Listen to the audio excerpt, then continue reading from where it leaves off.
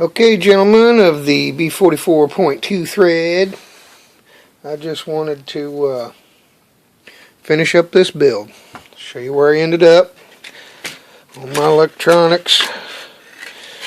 Let's see if I can get a better shot for you here. I just wanted to point a couple things out. Pulling this slipper out of there is a flipping nightmare, running the wires all this way. The way I've ran this negative side to the battery. So what I've done is I went with Riggers and Razzathorn's wiring method this time. I've always gone that way through here and then this way because I always thought it looked cleaner, and I guess it all looks about the same. It keeps the weight towards the back, wiring it through here. I've decided to go this route because I'm tired of fighting with them wires when I pull that slipper. And I have been playing around with slippers a lot. As you can see, I went with the 5 padded slipper on this build. I was going to go with the 3, but I thought, we got a big race coming up. I got to find out if this is going to work or not. The 4 pad worked great, so we'll see how it plays out. Kind of see how it went. Look how good that pinion gear lines up. It is beautiful. Real easy to line up. It's just that 5 pad mod and that 4 pad mod just really makes things better. Can't wait till I can get one of them JC top plates for the center though. You can see I'm going to try out the Orion this time, see how it works out. And I'm really glad I went with that slipper wiring this time, bringing the wires around to the front here, because it just makes changing that baby out so much of a breeze.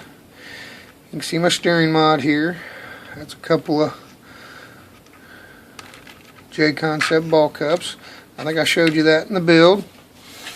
But at any rate, the build's done. I threw on some pretty fresh tires that I had glued up. They got 1 run on them. It's all ready to rock and roll. But I just want to show you a couple things real quick that I go through before I go running it. One is we'll do a real quick table test here, and we'll get that slipper broke in for you fellas that like to do your slippers. Or the diff break in, the table type break in. The way I do it is I take my cool tool. It's a homemade. I'm going to make a video on this so everybody will know how to make one. And then you just go in here.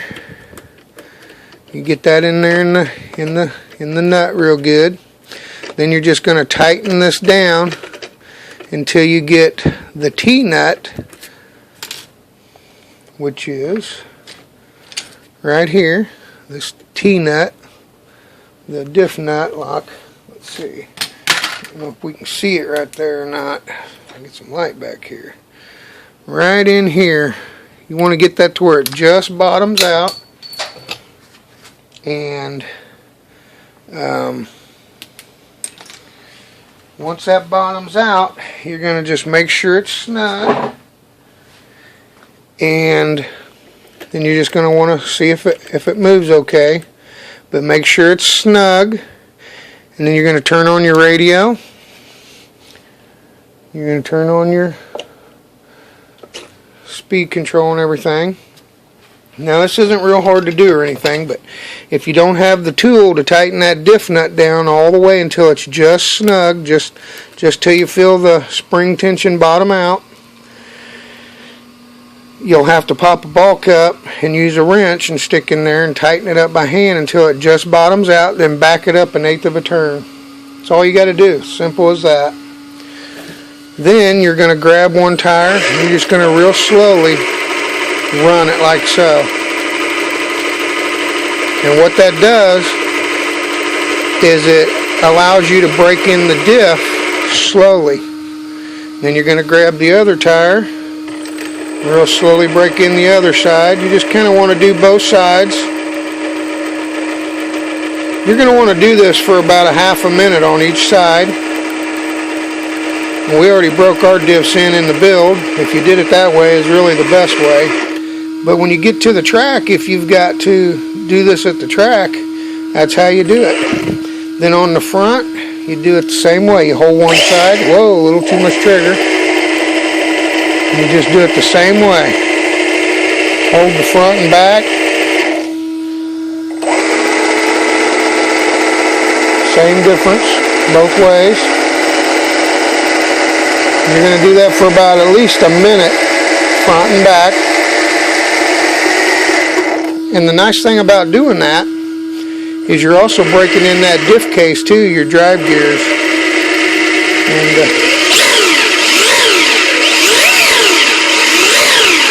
boy, that baby's got some power, boy.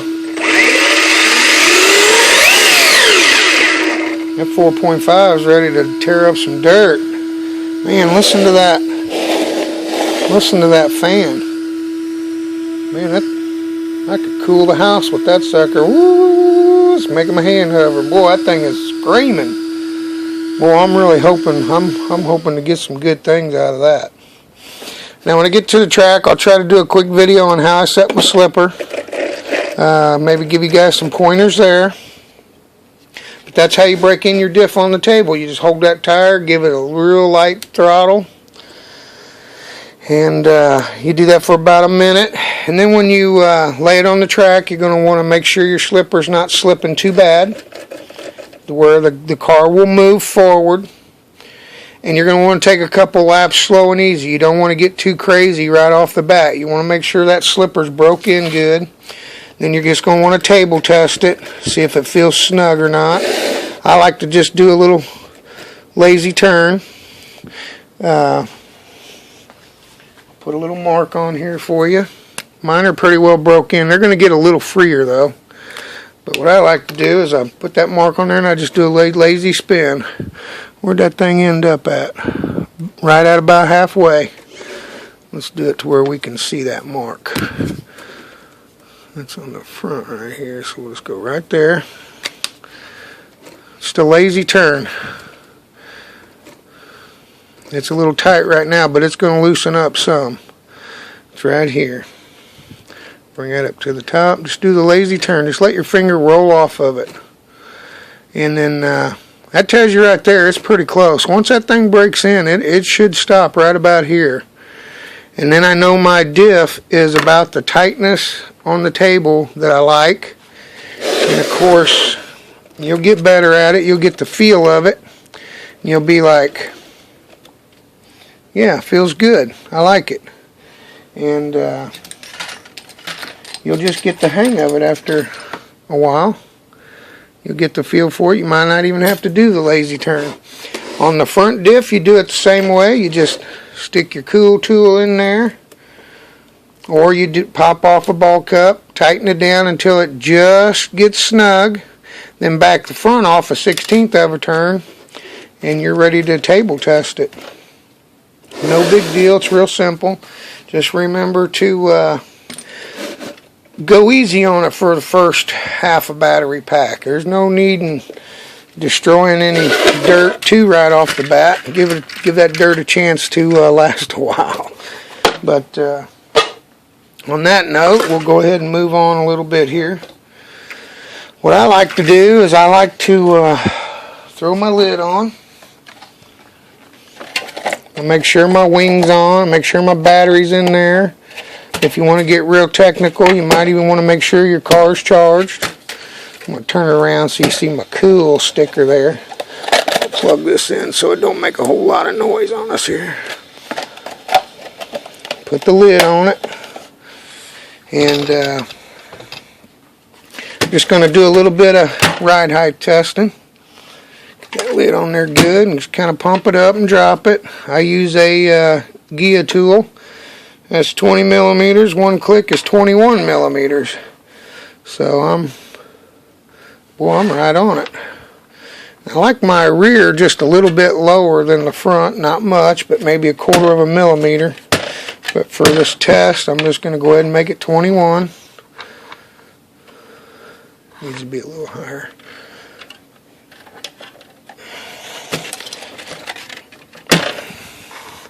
And then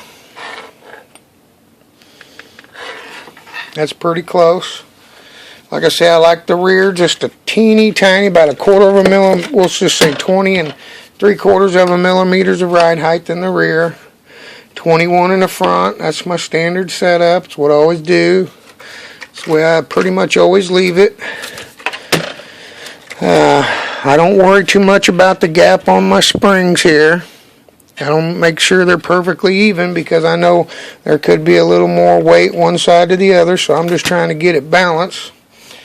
And if it jumps funny or turns funny, I'll adjust them from there.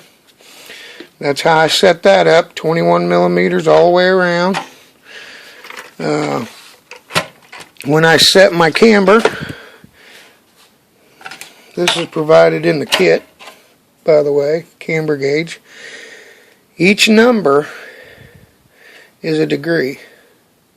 And you can't do half degrees on this unless you eyeball it, but what I'm doing here is just demonstrating that I'm about 1 1/4 is what I wanted to be on mine after I set my ride height.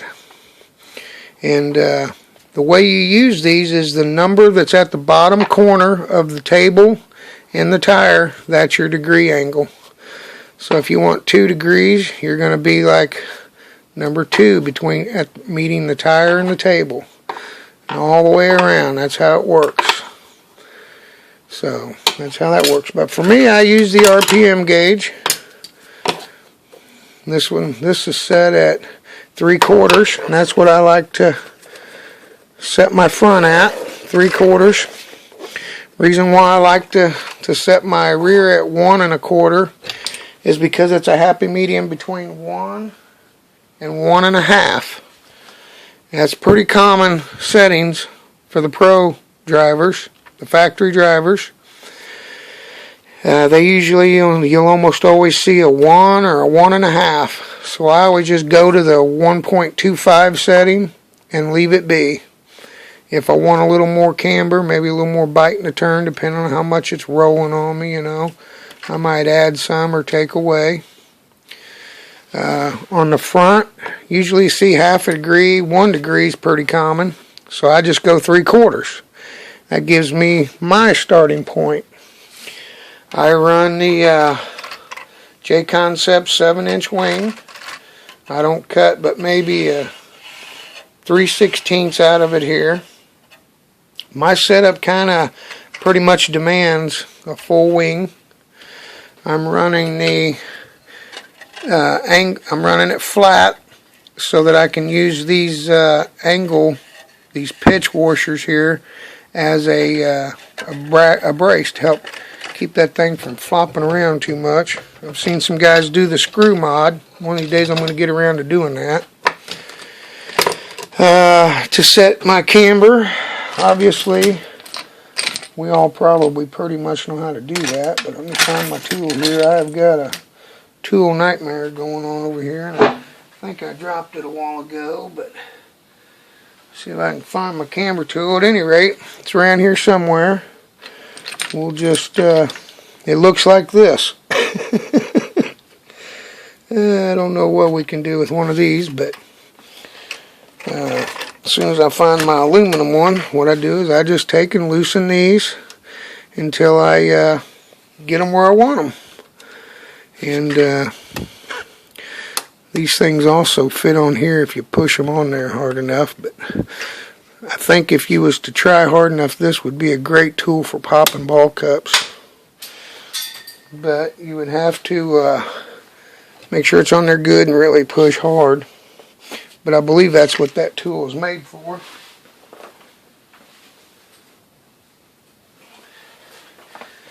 Nonetheless, it's just another tool.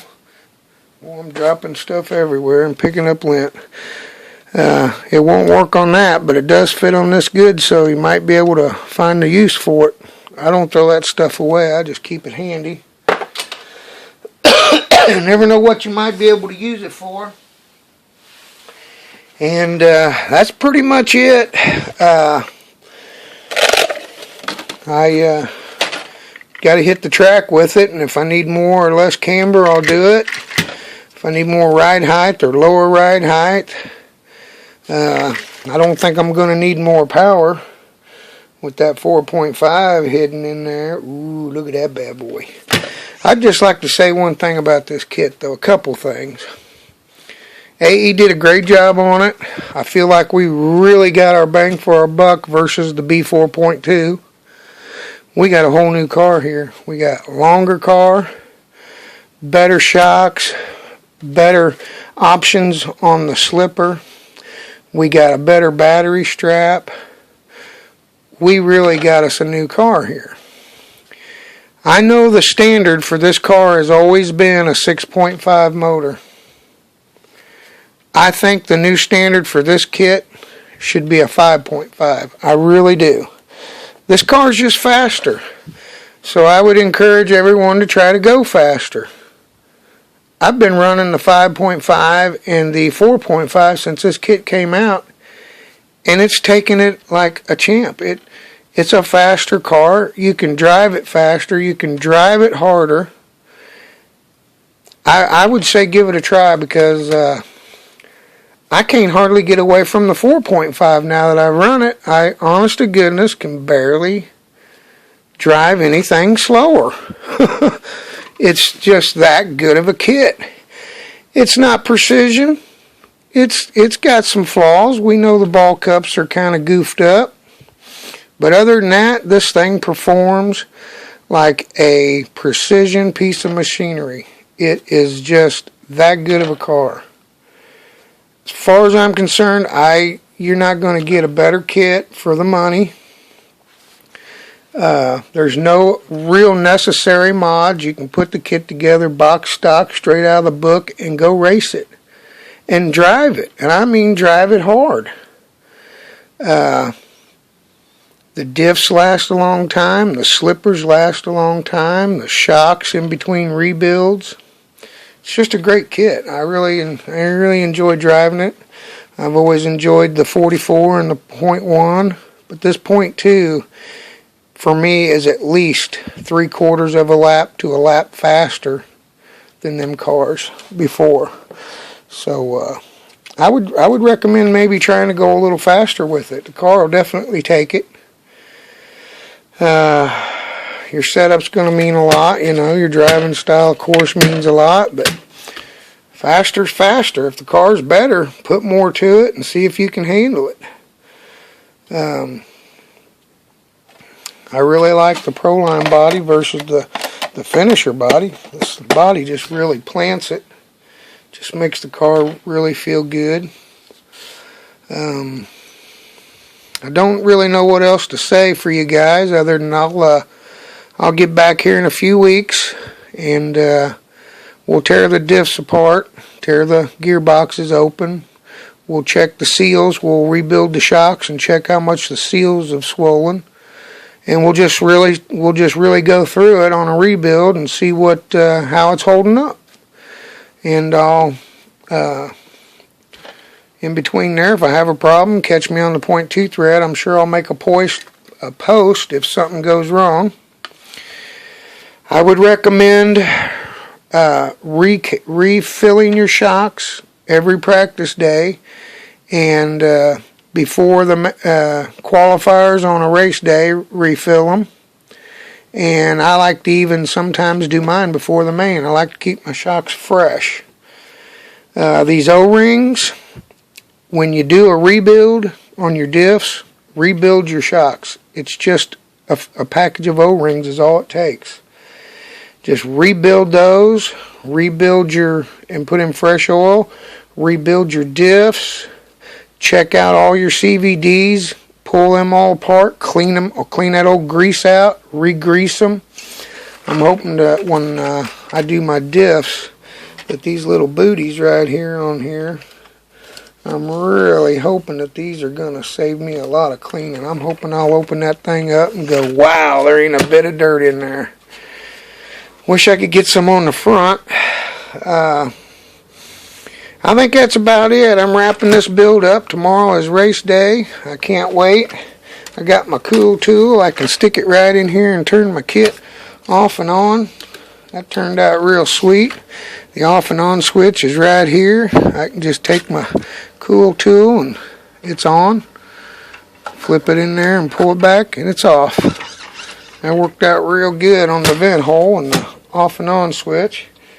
Keep that in your pocket, because when you go to set your diffs and your slipper, when you first hit the dirt, that thing right there, you can just pop that down in there like so and tighten and loosen your slipper with that thing. As you can see, you go to tighten your diff, you make sure you're at full droop, pop that thing in there, and bada bing, bada boom, that thing, look how quick I got that. It's ready to be tightened or loosened. Handy tool to keep close. Even your camber tool, you might want to keep it close. That way, if you're ever out there practicing, you can just reach down and tighten or loosen and get a little more or less camber. And if you think it feels better, then you can camber gauge it with your gauge at the table. Just a few tips there. Excuse me. Hopefully that pretty well covers the build, and a few tips before I hit the dirt. It's been a lot of fun. I've always wanted to do it, and I really hope you guys enjoy the car. I'd like to see everybody driving one.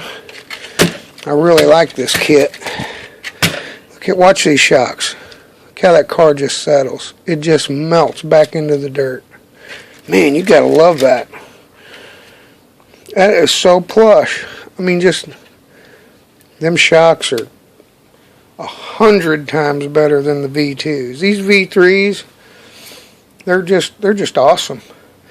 I wouldn't be surprised if we don't see some 13 millimeters someday. They're going to have to raise the bar somewhere, and I tell you, that's, other than maybe trying out an aluminum chassis, I just don't know what else they could do to this car. This sucker's awesome. I do want to try the new J Concepts steering mod, where I believe it just totally eliminates the servo saver. I do want to do that on my next car. I've got another kit. I just need to put it together. I'm going to really take my time and go through it.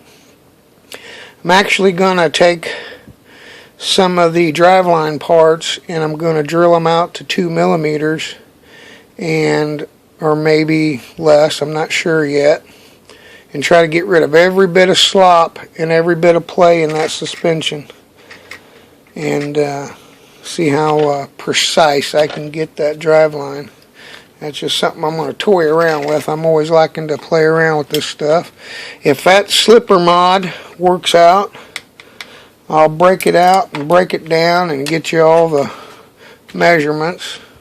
I think you already have my measurements on the 4-pad slipper. That's a mod you can do for free. Well, you got to buy a disc and a pad, but you don't have to buy anything else. This here, you got to actually buy a couple pads, a couple discs, and then you got to do some modifications to the slipper hubs and the slipper housing, but that's okay. If it works out good, it'll be worth it. So I'm going to let you fellas go. I'll keep you updated on how this thing performs and how it works out, and whether or not I'm enjoying that Orion or not. That thing right there I've got high hopes for. Still running the 5200 Reedy packs until that 5700 comes out. I'm really hoping that it's a bigger pack and we won't need to use this spacer. Then again, I do like being able to move the weight back. So I will talk to you fellas later. Take care. Enjoy your .2, And I'll catch up with you guys on the .2 thread. Have a good one, fellas.